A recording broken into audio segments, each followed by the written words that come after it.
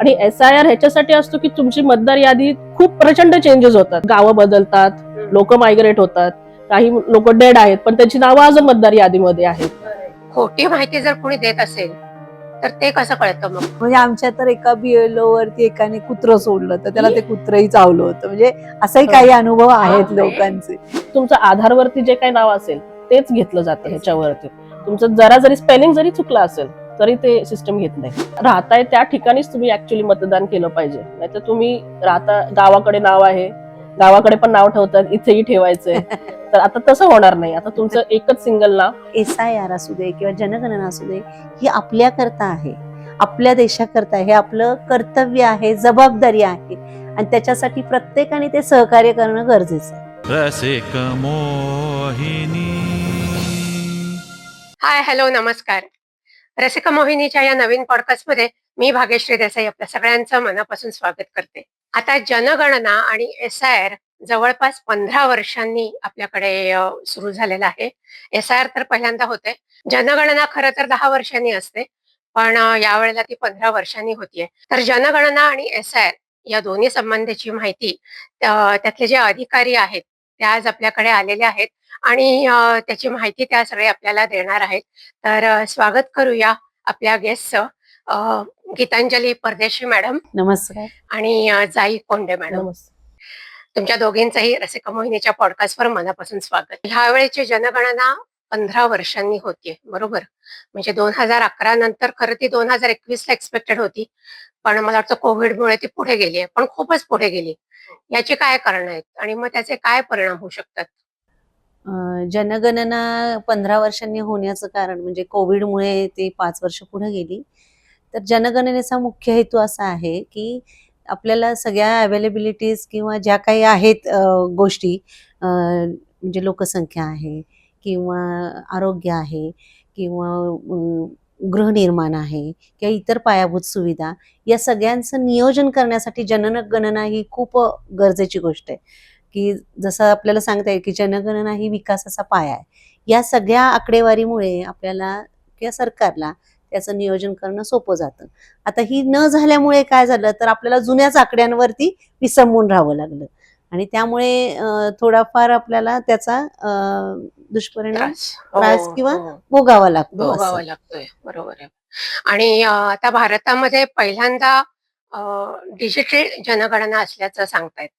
तर आधीची जी पद्धत होती आणि आताची डिजिटल पद्धत यामध्ये नेमका काय फरक आहे? आता डिजिटल ह्याच्यामुळे काय झालंय की मोबाईल ऍप आलेले आहेत. नंतर डेटा संकलन जे आहे ते एकदम क्विक होतंय आणि त्याच्यामुळे खूप इफेक्टिव्हली आपण ते काम करू शकतोय आणि म्हणजे लवकर होत असेल. लवकरही होतंय आणि पूर्वीच्या पेक्षा तर म्हणजे आता कामाचं स्वरूपही आणि त्याचा वेळही खूप वाचलेला आहे. स्वरूपही वेगळं आहे आणि या सगळ्यामध्ये आपलं जे सरकारी काम आहे की ते संकलन करणे, त्याच्यावरती प्रक्रिया करणे हे खूप सोपं होतंय. पण त्याची जर विश्वासार्हता बघितली तर शेवटी ती नागरिक जी माहिती आपल्याला देतात त्याच्यावरतीच अवलंबून आहे. तुम्ही जर चुकीची माहिती दिली तर कितीही त्याच्यावरती आपण चांगल्या प्रकारे त्याच्यावरती काम केलं तरी ती माहिती चुकीची असते तर आपण काहीच करू शकत. पण डिजिटलला सुद्धा हा प्रॉब्लेम येईल. नाही नाही, आपण डिजिटल कधी करतो की ज्या नागरिक आपल्याला माहिती देतात आणि त्याचं डिजिटायझेशन आपण करतो. त्यामुळे डिजिटायझेशनमुळे सोप्या होतात प्रक्रिया, पण सगळ्यात आधी नागरिकांनी अचूक माहिती देणं, योग्य माहिती देणं आणि खरी माहिती देणं हे सगळ्यात महत्वाचं आहे. मग आता स्वगणना आणि प्रगणकांमार्फत होणारा जो डेटा आहे त्याची अचूकता आणि विश्वासार्हता किती आहे? दोन्ही सारखंच आहे. जे सुशिक्षित नागरिक आहेत की जे मोबाईल किंवा काही इलेक्ट्रॉनिक डिव्हाइसेस योग्य रीतीने वापरू शकतात तर ते स्वगणना करू शकतात, सेल्फ इन्युमरेशन, की ते त्यांची ती माहिती योग्य पद्धतीने भरू शकतात. पण काही नागरिक असे असतात की त्यांना ते करता येत नाही. मग अशासाठी प्रगणक काय करतात किंवा इन्युमरेटर घरोघरी जातात, प्रत्येक व्यक्तीपाशी ते पोहोचले जातात आणि त्यांची जी माहिती आहे ती माहिती करून घेऊन ते स्वतः त्याचं डिजिटायझेशन करतात. त्यामुळे दोन्हीची विश्वासार्हता सेमच आहे आणि शेवटी परत एकदा मी सांगेन की नागरिकांनी अचूक आणि योग्य माहिती देण्यावरच पुढच्या सगळ्या गोष्टी अवलंबून आहेत. आणि याच्या बरोबरच आता पहिल्यांदाच आपण SIR करतोय. तर म्हणजे आता ते पश्चिम बंगाल आणि इतर ठिकाणी ज्या निवडणुका झाल्यामध्ये त्या SIR मुळे काय काय झालं हे आपण बघितलं. तर पहिलं म्हणजे SIR चा फुल फॉर्म काय आहे? SIR म्हणजे स्पेशल इंटेन्सिव्ह रिव्हिजन. हं. SIR आता SIR ह्याच्यापूर्वी 1952 मध्ये पहिली आपली मतदार यादी झाली. 1950 मध्ये आपलं कॉन्स्टिट्यूशन स्वातंत्र्यानंतर स्वातंत्र्यानंतर हो. कॉन्स्टिट्यूशन झालं. कॉन्स्टिट्यूशन मध्ये त्यांनी ECI election commission of India यांना आर्टिकल 324 नुसार त्यांना पॉवर दिलेले आहेत काही की मतदार यादी तयार करणे. 1952 पहिली यादी झाली. त्याच्यानंतर आता 2002 पर्यंत 8 वेळा हा SIR झालेला आहे. म्हणजे हा, आणि 2002 नंतर 23 वर्षात काहीच झालं नाही. आणि SIR ह्याच्यासाठी असतो की तुमची मतदार यादी खूप प्रचंड चेंजेस होतात. म्हणजे तुमचे एकतर गावं बदलतात, लोक मायग्रेट होतात, काही लोक डेड आहेत पण त्यांची नावं अजून मतदार यादीमध्ये आहेत. कोणी शिफ्ट झालं. समजा आता मी आधी शिवापूरला राहत होते, मी पुण्यामध्ये आले, माझं नाव तिथे अजून तसंच आहे.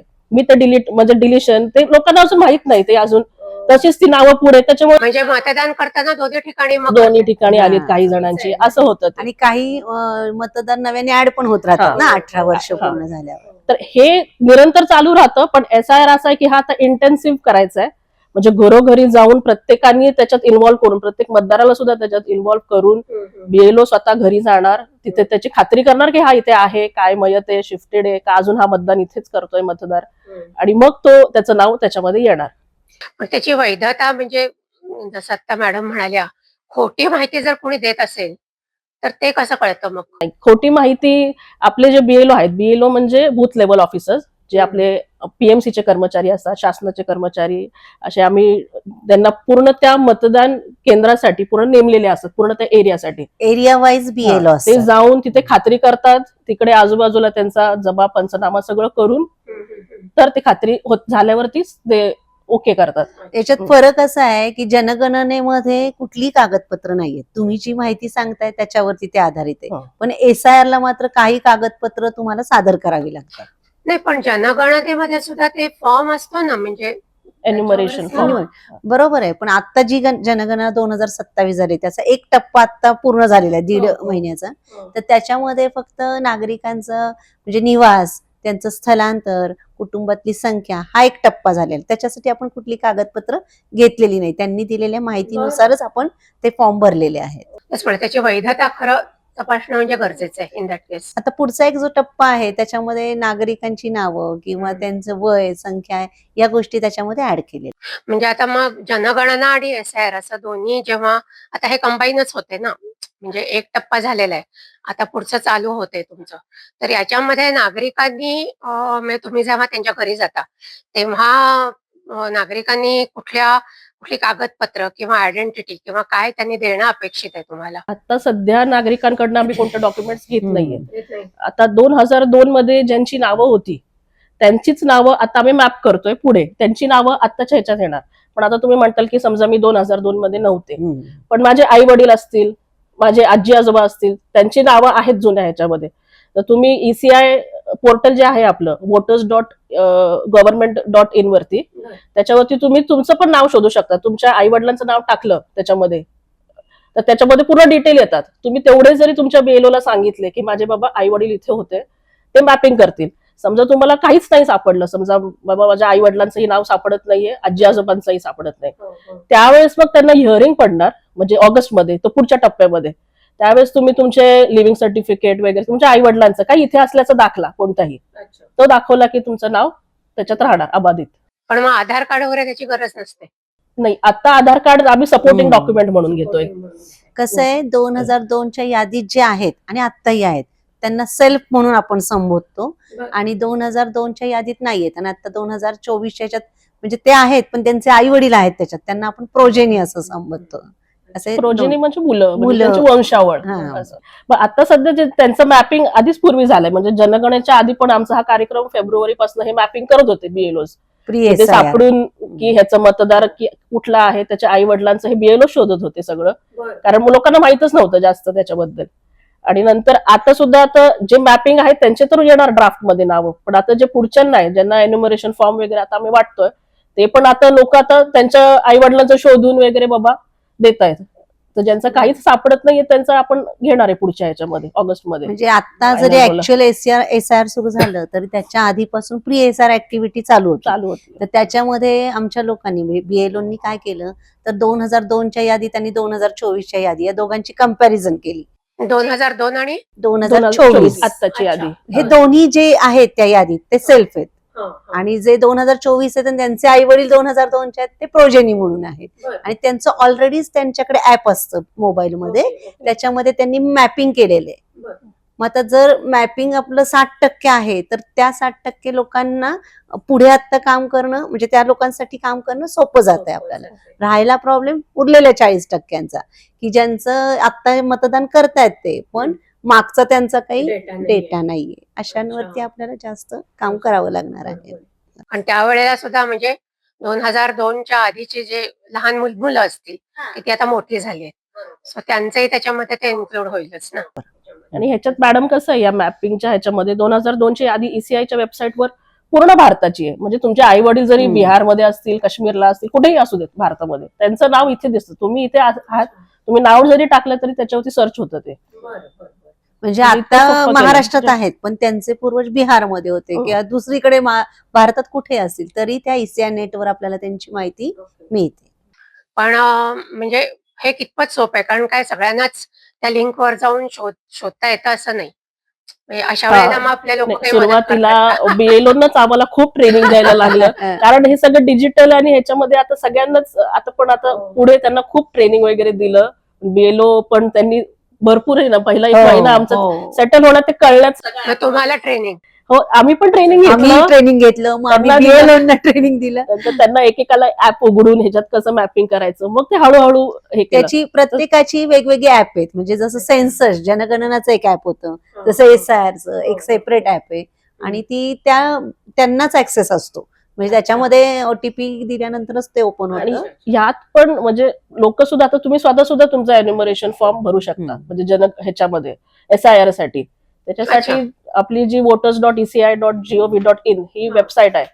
त्याच्यामध्ये तुम्ही तुमचं नाव ऍड करू शकता, डिलीट करू शकता, शिफ्टेड असाल तर फॉर्म वेगळा भरू शकता. आणि हे SIR मॅपिंगचं सुद्धा तुम्ही ह्याच्यामध्ये डिटेल करून तुम्ही स्वतः मॅप करू शकता. समजा म्हणजे BLO ला सांगून. डेट असेल तर डेथ सर्टिफिकेट हे करून सुद्धा आपण ते नाव डिलीट करू शकतो त्याच्यामध्ये.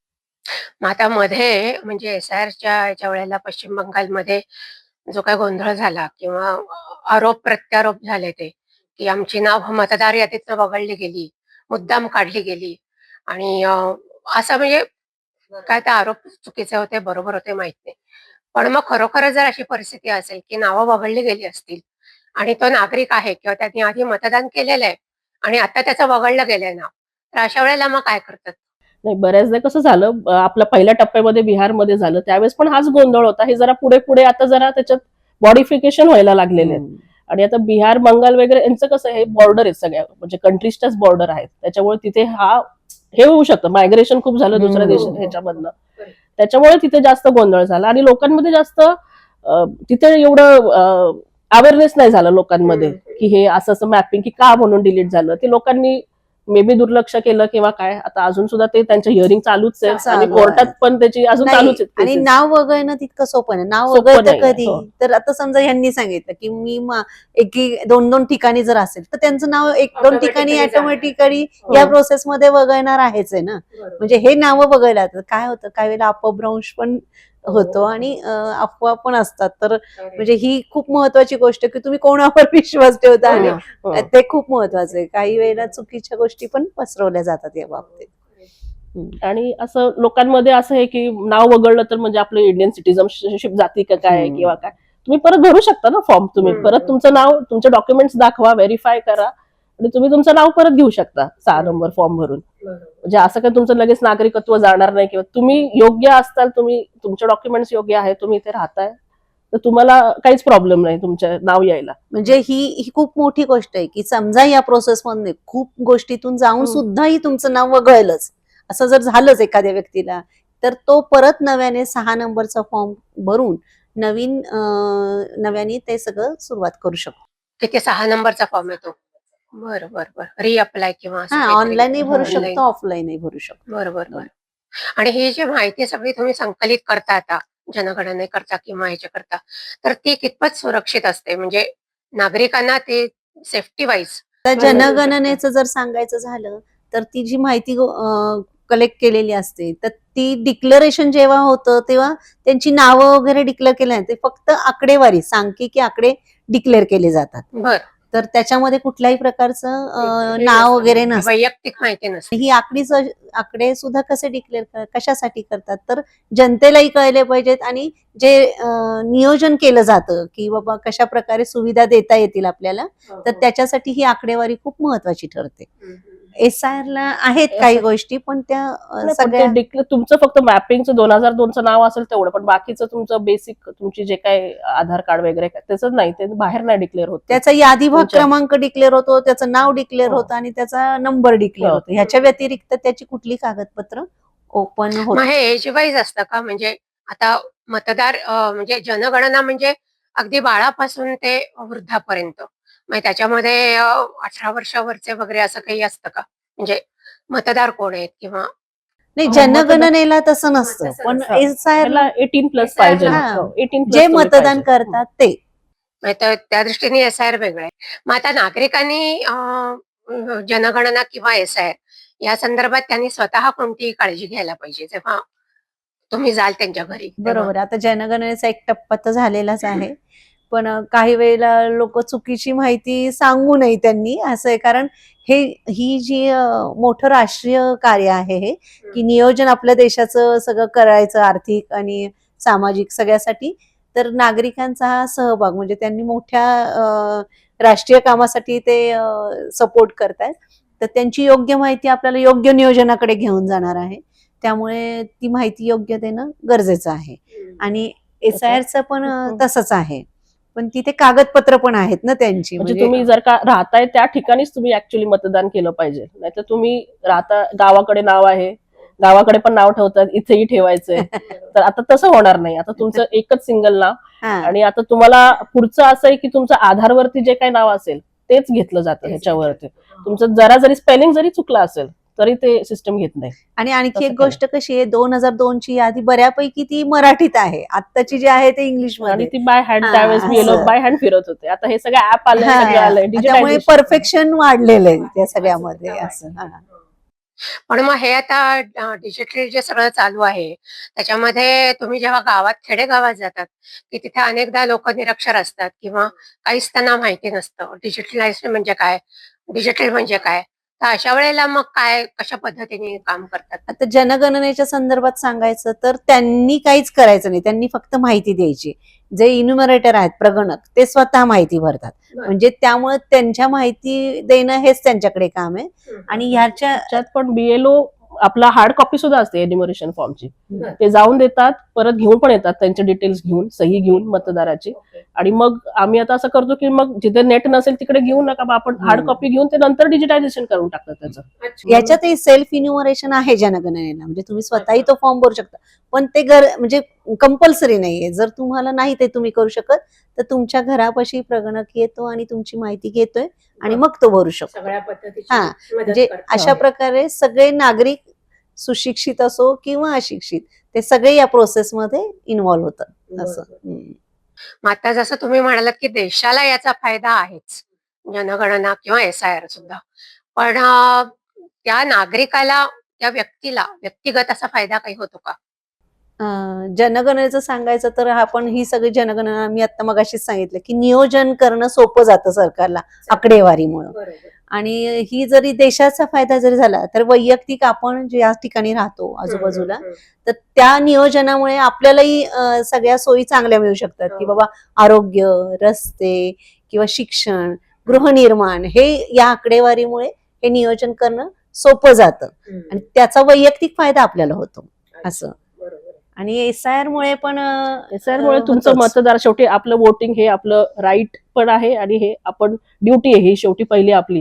हे आपलं नाव हे सुद्धा आपलं मतदानाचं तुमचं जेव्हा एपिक कार्ड म्हणजे इलेक्शन कार्ड जे ते इलेक्शन काय काय एपिक एपिक कार्ड म्हणतात त्याला, म्हणजे इलेक्टोरल फोटो आयडेंटिटी कार्ड. म्हणजे तुम्हाला जे कार्ड मिळतं ह्याच्या इलेक्शनसाठीचं, तर तुमचं नाव असेल तर तुम्हाला जे कार्ड ते जेव्हा तुम्ही नेपाळला वगैरे जिकडे पासपोर्ट अलाव करत नाही, पण हे असतो. तुम्हाला हे कार्ड तुम्हाला एक आयडेंटिटी म्हणून राहतं तुमच्याकडे एक, पण फक्त वोटिंग साठी नाही.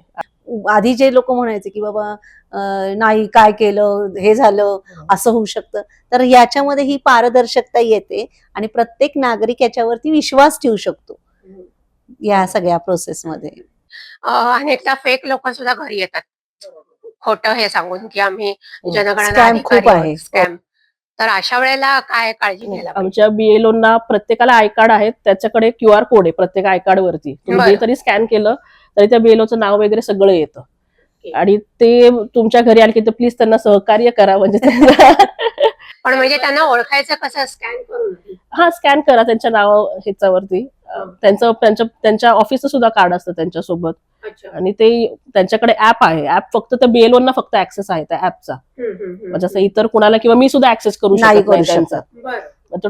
टोटली त्या नंबरलाच तो आहे. म्हणजे ओटीपी येतो त्यांना, त्याच्यानंतरच ते ओपन होतं. आणि एकच वेबसाईट आहे आपल्या ईसीआयची वेबसाईट आहे, सीईओ महाराष्ट्र एक वेबसाईट आहे, इव्हन आपल्या कलेक्टर सरांची म्हणजे DEO पुणे म्हणून त्याचे इंस्टाग्राम हँडल आहेत, आमचे फेसबुक आहेत, त्याच्यावरती तुमचं दर SIR च्या स्टेप्स बद्दल सगळं दिलेलं आहे, त्याच्यात सगळी माहिती दिलेली आहे त्याच्यामध्ये.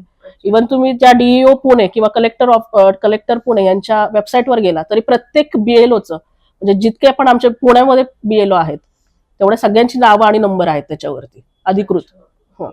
आणि जनगणनेसाठी सुद्धा जे प्रगणक नेमले होते, आणि बेसिकली या सगळ्या दोन्हीसाठी एक महत्वाचा निकष असा आहे की ते बऱ्याचदा गव्हर्नमेंट सर्वंटच आहेत, हो. स्टेट गव्हर्नमेंट सर्वंट, आणि त्यांनाही आय कार्ड होतं. ते जेव्हा घरोघरी फिरत होते, जर शंका वाटत होती तर लोक ते आय कार्ड घेऊन बघत होते, त्याच्यावरती त्यांचं नाव होतं, पद होतं, ऑफिसचं नाव होतं, आणि काहीही झालं तरी पण आय कार्ड सुद्धा फेक असू शकतात. या म्हणाल्या तसं स्कॅन करणं गरजेचं आहे. त्यात हल्ली सगळी काळजी घेतली जाते. आणि कोणी तुम्हाला ओटीपी मागत नाही, काही नाही. तुमचं फक्त मागचं एकदा काय असेल तुमची नावं किंवा काय तेच विचारणार. आई वडिलांचं नाव म्हणजे कुठे, एवढं फार कागदपत्र कुठली कागदपत्र घेतली घेणार जात नाहीत, असं की हे द्या ते द्या, आधार कार्ड नंबर द्या, तुम्हाला ओटीपी आला का, या विचारणं होत नाहीत. पण मग आता म्हणजे आता तुम्ही एवढी सगळी माहिती देते दोघी पण मला सांगा की आता हे जे जनगणना करण्याकरता किंवा SIR करण्याकरता जी नेमणूक केलेली असते त्यांना काय आधी ट्रेनिंग तुम्हाला किंवा जे काही नवीन आता लोक नेमतायत त्यांना त्याचा प्रॉपर ट्रेनिंग दिलं जातं का? आज तर म्हणजे मी पेपरला वाचलं नाट्यगृहातल्या कर्मचाऱ्यांना ते लावणार आहेत कामाला. नाही, असं काही झालेलं नाही. आम्ही शिक्षण पेपरला वगैरे- आलंय. नाही, आम्हाला कसं दिलंय की जे आरोग्य कर्मचारी आहेत, म्हणजे जे स्वच्छता कर्मचारी असतात किंवा आशा सेविका असतात, तर यांना कसं असतं, त्या तळागाळापर्यंत जाऊन काम केल्यामुळे त्यांना माहिती जास्त असते. तर त्यांच्या त्या माहितीचा, म्हणजे त्यांना माहित असलेल्या त्या नॉलेजचा उपयोग आमच्यासाठी होऊ शकतो. म्हणजे त्यांना तर आहेतच सूचना की आम्हाला मदत करण्याच्या. काही वेळेला घर शोधण्यासाठी वगैरे थोडंसं प्रॉब्लेम येऊ शकतं, तर ह्या लोकांना सगळं माहित असतं ना, त्याचा उपयोग होतो. ती गोष्ट आहे. शक्यतो आम्ही शिक्षक आणि हेच घेतलेले आहेत ना. पण हे तरीच हे मदतनीच आहेत. प्रत्यक्ष काम तर लिपिक आहेत, शिक्षक आहेत, स्थानिक स्वराज्य संस्थेतील लोक आहेत, या सगळ्यांनाच ती कामं दिलेली आहेत. पण मग ही प्रोसेस सगळी किती वेळाची असते? म्हणजे आता जनगणना असेल, SIR असेल, किती दिवस चालते, किती महिने चालते? आता सध्या हे एन्युमरेशन फॉर्म वाटपची फेज चालू आहे, ही महिनाभर आहे.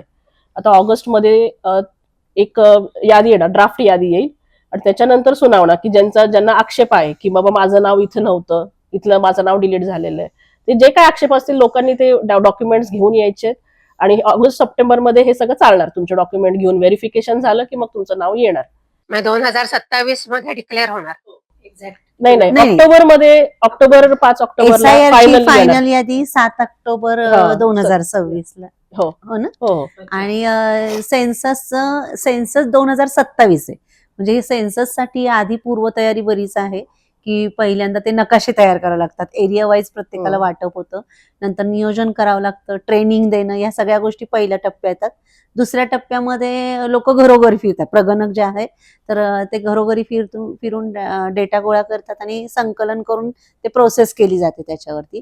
त्याच्यावरती परत गव्हर्नमेंटचं बऱ्याच प्रोसिजर असतात. आणि आणखी पुढचा जो फेब्रुवारी मार्च मध्ये टप्पा आहे तो व्यक्तींची माहिती गोळा करण्यात येणार आहे. म्हणजे आत्ताची जी झाली ती कुटुंबातली संख्या फक्त घरगणना झाली. घरगणना झाली किंवा कुटुंबात किती निवास आहे किंवा विस्थापित आहेत हे याची झाली. पण प्रत्यक्ष अजून नावं घेतलेली नाहीयेत. आपण फक्त घरातली मेन व्यक्तीचंच नाव घेतले. पण पुढची जी होणार आहे 2000 म्हणजे सेन्सस 2027 असंच त्याचं नाव आहे. तर त्याच्यामध्ये व्यक्तींची नावं आणि त्यांचं आत्ता जी आहे फक्त घरगणना झाली आहे. ते झालं. पण ती नावं पुढची वगैरे आणि कशाला पाहिजे एवढं म्हणजे तसं नाही नाव ते पुढच्या म्हणजे अजून सगळ्या म्हणजे पॉलिसीज अजून त्यांनी डिक्लेअर नाही केले. पण ती पुढच्या वेळेस व्यक्तीनुसार होणार आहे असं. बरोबर. आणि त्याच्यामध्ये जर विचारतात की तुम्हाला काय अन्न खाल्लं जातं किंवा अरे तर बापरे, त्याच्यासाठी हे पण आहे. हो, जनगणनेमध्ये सगळं घरातलं सगळं तुमच्या किती सुविधा काय आहेत, पाणी तुम्ही काय कशा प्रकारे येतं, तुम्ही गॅस वगैरे कुठल्या प्रकारे आहे, तर ह्याच्यासाठी हे कशासाठी विचारतात तर नियोजन करायला हा, सांगितलं. म्हणजे हे सामाजिक पूर्ण economics आपलं बेस हा. तोच आहे जनगणनेचा सेन्सस. नागरिकांचा सामाजिक स्तर किती उंचावलाय किंवा किती अच्छा. आतापर्यंत आहे त्याच्याकरता ती माहिती गोळा केली जाते. जेव्हा जनगणना अधिकारी SIR अधिकारी जेव्हा लोकांच्या घरी जातात तेव्हा तुमच्याकडनं तुम्ही काय सल्ला द्याल लोकांना? पहिलं तर कॉपरेट करा, सहकार्य. सहकार्य करा, बाकी काही नको त्यांना. पहिली तर गोष्ट काय सहकार्य. काय हो. सोसायटी आतच येऊन देत नाहीत. म्हणजे आमचं लेटर असतं त्यांना दिलेलं, सोसायटीला सुद्धा आम्ही लेटर देतो. पण हे कंपल्सरी असेल ना? हो कंपल्सरी, पण ते असं लोक अजून त्याचा म्हणजे फायदा काय, आता आपल्याला त्याचा फायदा, असं लोक त्याचा आजचा फायदा बघतात, आपलं काय हे होणार. पण तसं नाही बघायला पाहिजे. तुमचं जर का पुढे नाव पाहिजे तुम्हाला SIR मध्ये, तर तुम्ही ऍटलीस्ट कोऑपरेट करा तुम्ही त्यांना. ते बिचारे एवढे सगळं फिरून ऍक्च्युली काय काय जण जनगणना पण करतात आणि SIR पण काम दोन्ही करतात. कामं आहेत, लोड आहे. त्यांची ऑफिसची कामं करून ते हे काम करतात ही लोक. पावसात आता सुद्धा पावसात फिरतायत आमचे BLO. पाऊस मदत. किती शिक्षक वगैरे सुद्धा हो, जातात. सगळे हो, शिक्षक हो, बिचारे अगदी, करतात अगदी. बिचारे काम. तर त्यांना म्हणजे कामाचा लोड थोडा- आहे त्यांच्यावरती खूप सारा. आणि त्याच्यातूनही जर त्यांना विचित्र अनुभव आले तर मग थोडस वाईट. तुम्हाला काही असे अनुभव आलेत का? हो, म्हणजे आमच्या तर एका BLO वरती एकाने कुत्रं सोडलं तर त्याला ते कुत्रंही चावलं होतं. म्हणजे असंही काही अनुभव आहेत बापरे. लोकांचे. तर त्याच्यामुळे नागरिकांना ही विनंती आहे की हे आपलं काम आहे. पण जर हे कंपल्सरी आहे तर खरं म्हणजे विरोध करायचं कारण नाही, आणि जर विरोध केला तर शिक्षेची काहीतरी तरतूद असेल. नाही, ह्याच्यामध्ये कसं आहे, जनगणना कंपल्सरी आहेच आहे जनगणना कायद्याच्या दृष्टीने. पण SIR ला जर समजा तुम्ही म्हणले की मला नकोच आहे मतदार यादीमध्ये नाव, नाही, काय काय ना असे फोन जरी केले 10 वेळा, कशाला 10 वेळा फोन करताय तुम्ही, आम्हाला डिलीट करून टाका, आम्हाला काही घेणं देणं नाही. पण तसंच तुमचं नाव डिलीट नाही ना करणार, उद्या तुम्हीच आमच्यावरती केस करणार, तुम्हीच BLO ला जाणार माझं नाव का गेलो म्हणून. असं नाही. आणखी एक गोष्ट म्हणजे एक चांगली गोष्ट सांगायची तर जनगणनेची ड्युटी होती आम्हाला. तर एका आजोबा आणि आजी होत्या त्या. तर त्यांना इतकं म्हणजे असं वाटलं की एवढं तुम्ही फिरताय, त्यांच्या झाडाचे आंबे आणून तोडून त्यांनी दिले की बसा खा असे. तर आम्ही म्हणलं नाही नाही आम्ही काही करू शकत नाही. तर म्हणे ते घेऊन जा. आम्ही म्हणलं नाही घेऊ शकत. पण त्यांनी इतका आग्रहाने आम्हाला ते म्हणजे काही लोक खूप असं दोन्ही प्रकारचे लोक भेटतात. पण तरी म्हणजे पहिली गोष्ट सगळ्या नागरिकांना अशी विनंती आहे की SIR असू दे किंवा जनगणना असू दे, ही आपल्याकरता आहे, आपल्या देशाकरता आहे, हे आपलं कर्तव्य आहे, जबाबदारी आहे. आणि त्याच्यासाठी प्रत्येकाने ते सहकार्य बरोबर आहे. करणं गरजेचं आहे. पाहिलं ना रसिका हो, जनगणना महत्वाची आहे, SIR ही महत्वाचं आहे.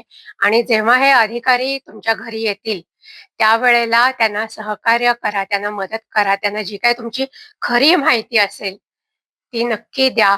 आणि देशाला आणि तुम्हाला स्वतःलाही याचा खूप उपयोग होणार आहे. आज तुम्ही दोघी आवर्जून ह्या पॉडकास्टला, मला माहितीये पाऊसही खूप आहे आणि तुम्ही कामातही आहात, पण तरी आवर्जून आलात त्याकरता मनापासून धन्यवाद. थँक्यू. आणि रसिका हो, तुम्हाला जर कुठलेही प्रश्न असतील तर कॉमेंटमध्ये लिहा, आपल्या अधिकारी त्याला उत्तर नक्की देतील. आणि भेटूया पुढच्या भागामध्ये, पुढच्या पॉडकास्टमध्ये. तोपर्यंत मस्त राहा, मजेत राहा, आनंदात राहा. धन्यवाद.